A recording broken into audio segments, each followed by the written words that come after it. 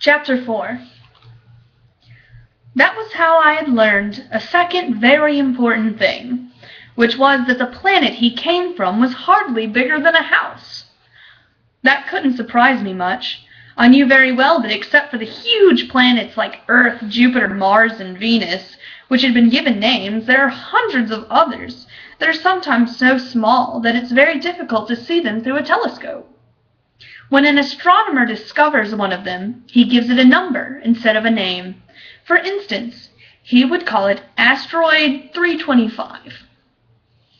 I have serious reasons to believe that the planet the little prince came from is asteroid B612.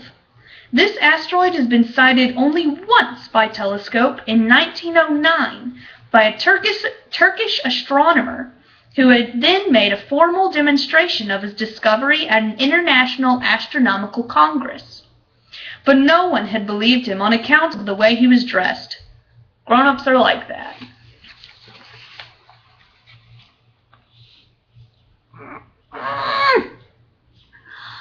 There we go. Fortunately for the reputation of asteroid B612, a Turkish dictator ordered his people on pain of death to wear European clothes. The astronomer repeated his demonstration in 1920, wearing a very elegant suit, and this time everyone believed him. If I've told you these details about asteroid B612, and if I've given you its number, it is on account of the grown-ups. Grown-ups like numbers. When you tell them about a new friend, they never ask questions about what really matters. They never ask, what does his voice sound like? What games does he like best? Does he collect butterflies? They ask, how old is he? How many brothers does he have?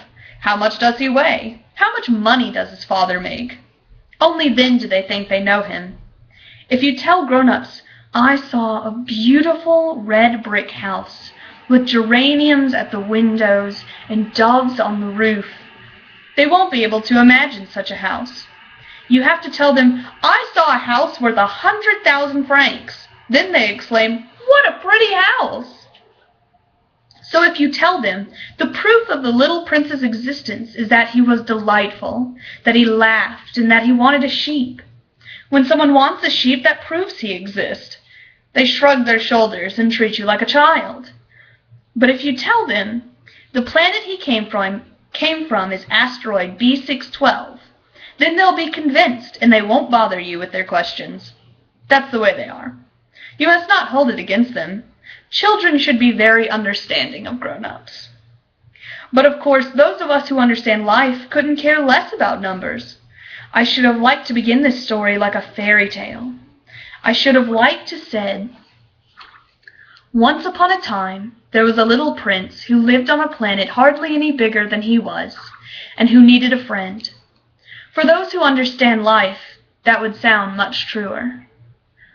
The fact is, I don't want my book to be taken lightly.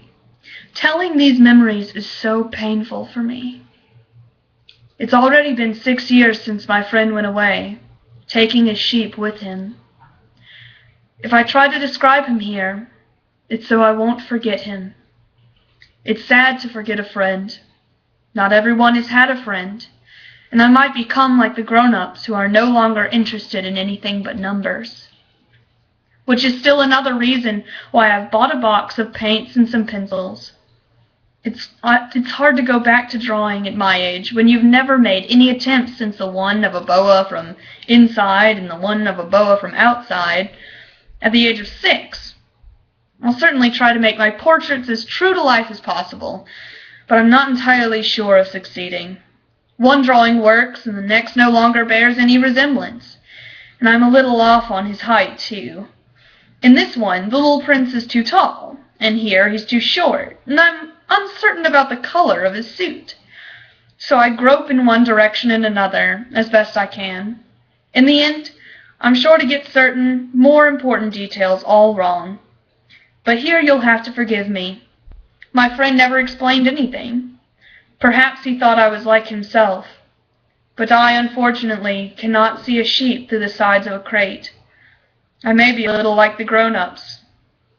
I must have grown old.